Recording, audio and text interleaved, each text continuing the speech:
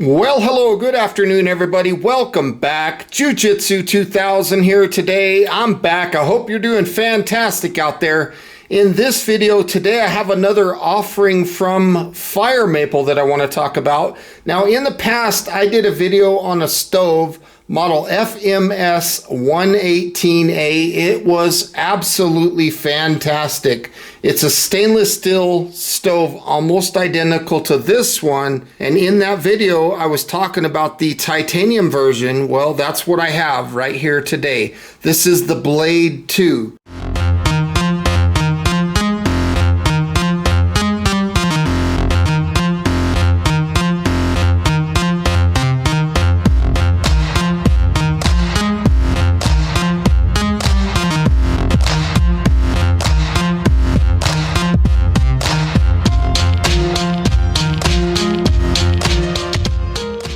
Now, the same size as far as dimensions and the same performance as far as grams per hour that the stove uses, as far as kilowatts of output, BTUs of output, it's the same. The only difference that's really between the FMS 118A and this Blade 2 is the weight. So I'm very excited to show this stove to you today. Let's take a look at the side here. It says ultralight titanium gas stove, simple but reliable design, and it has a preheat tube designed for cold season.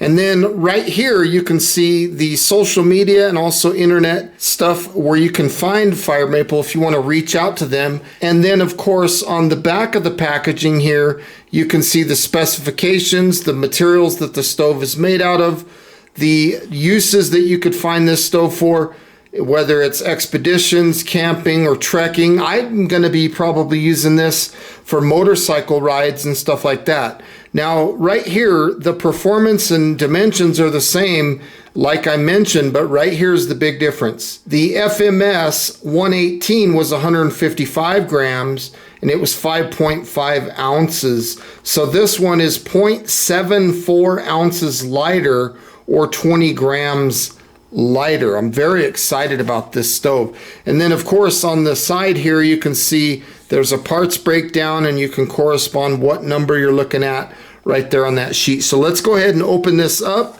and take a look, and you can see the package comes very well. Set the stove down, and inside there is a user manual that comes with the stove. It does have some diagrams and stuff like that. We're going to go through that very quickly. Not going to spend a lot of time here.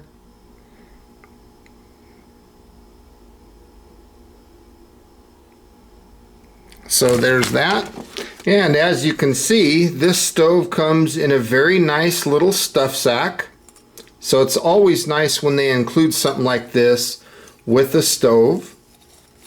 It fits in there very nice. So there's plenty of room in that stuff sack for this stove. You have basically the same kind of fuel line that we've seen before. This is a really nice flexible fuel line. Now I did notice that this portion, this valve portion, is a little bit different than the one that I reviewed, that FMS 118A. This is a little bit different. And on the stove itself you can see the pot supports and the head of the stove. This is all titanium. This preheat tube is stainless steel, and the block on the bottom of the stove is also stainless steel. You can fold these legs out. It's very simple and it's very effective. The FMS 118 stove, I've taken it out on my motorcycle and it is absolutely fantastic, and that stove is a performer. The reason for this preheat tube, just in case there's somebody out there that doesn't understand what this does, this is a generator. So in the event that you start running low on fuel, or if the temperatures are extremely cold, or if you're in high altitudes, using these fuel canisters, sometimes the stove won't perform as well. So the reason they put this preheat tube is so that you can flip this upside down and get liquid coming out. And when the liquid comes through this generator and you have flames hitting it, it converts that liquid to a vapor or a gas, and that's where you get optimum performance out of a little stove like this in those extreme environments. Again, if you're on expeditions and you're in high altitudes, this stove is going to perform. If this fuel canister is on its way to being empty and you want to make sure that you're getting every little drop of fuel out of this canister, the way to do that is to do it in liquid feed mode. So you'd flip that upside down, and that pretty much guarantees that you're going to get all of the fuel out of that fuel canister. Okay, let's go ahead and fire this stove up. We're going to just crack this valve a little bit, add a flame, and now we'll let this thing warm up. It does say in the directions that if you see any kind of yellow flames or anything, to let it run for a minute. And in the meantime, we're going to take our pot right here and we're going to prepare for a 1 liter boil test. So I've got 32 ounces of room temperature water here, and I'm just going to put it in the pot. If you're interested in this pot, this is the Firemaple Antarctic stainless steel cookware pot. This is a 1.2 liter pot. Does a fantastic job. Now I could put the lid on here, but I'm actually going to do this boil test uncovered. It takes a little bit longer, and I'm aware of that, but I want to do like almost an extreme boil test. Okay, let's go ahead and put this on. We will raise our flame and we'll start our time. There we go, we got the time started. We're just going to bring that up to a boil.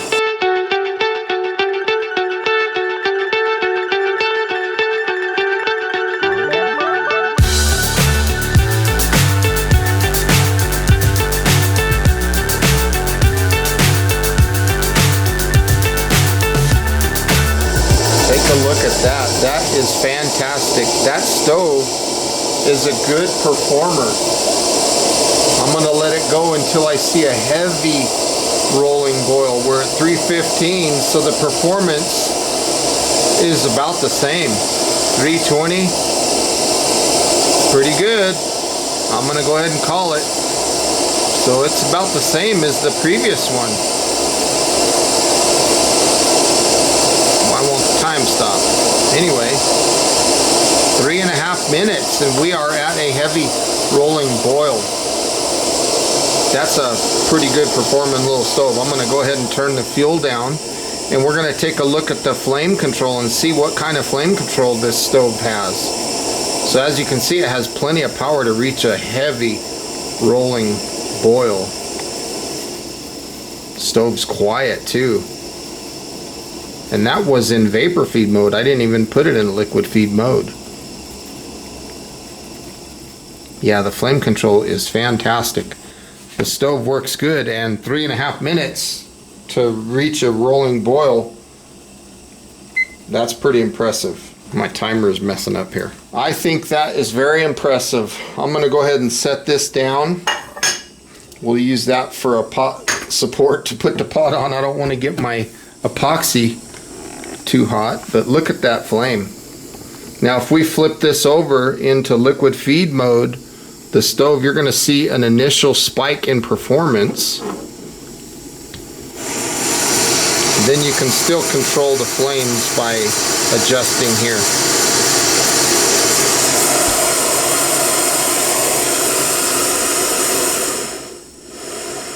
But now we're taking liquid and we're converting it to a gas, and that's what you would need to do, like I mentioned earlier, if you're at high altitude or cold temperatures or down to the last drops of fuel in that fuel canister. But as you can see, this stove performs very well. 3.5 minutes to boil 1 liter of water. That is fantastic. I really like that. Stove is quite a performer.